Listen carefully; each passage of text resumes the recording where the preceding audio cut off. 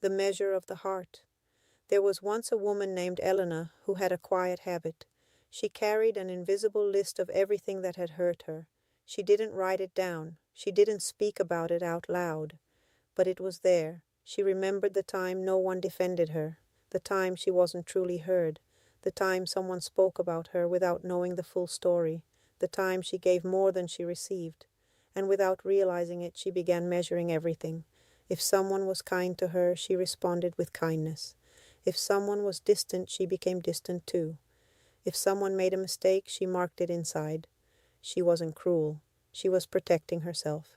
Because when you've been hurt, the heart learns to close so it won't feel the same pain again. One day, after a small but intense disagreement, Elena fell silent.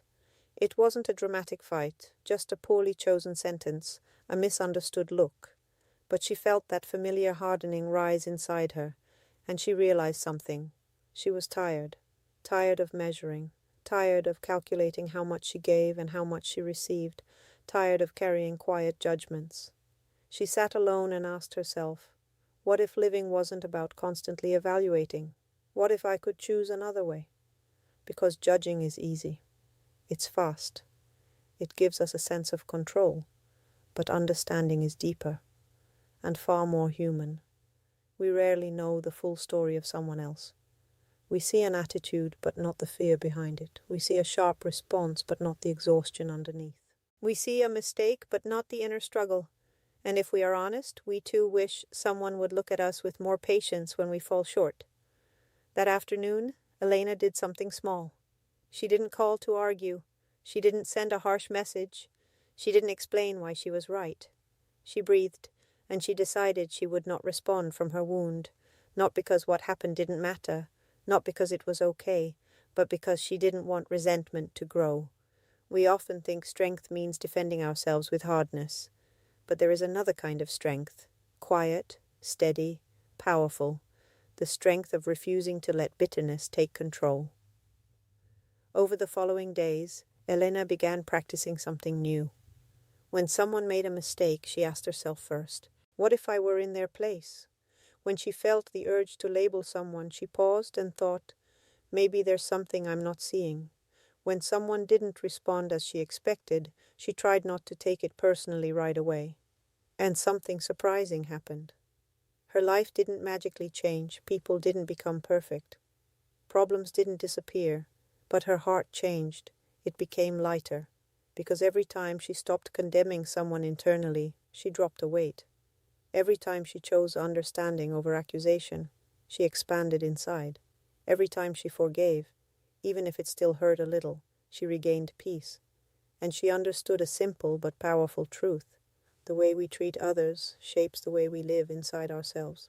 If we constantly look for flaws, the world feels harsh. If we expect disappointment, we find it. If we live defensively, everything feels like a threat. But when we begin offering understanding, something shifts. Not outside first, inside. Elena began noticing things she had missed before. The co-worker who seemed cold was going through a painful separation. The friend who answered late was overwhelmed with responsibilities. The family member who seemed distant was afraid to express feelings. She realized how often we judge what is visible without knowing what is invisible. One evening, as she reviewed her day, as she used to, she noticed her invisible list had grown shorter, not because no one hurt her, but because she had chosen not to collect every hurt. That small but steady decision began transforming the way she walked through life. She no longer reacted automatically. She no longer needed to have the last word. She no longer felt that constant urgency to prove she was right. She discovered something important. Being right does not always bring peace.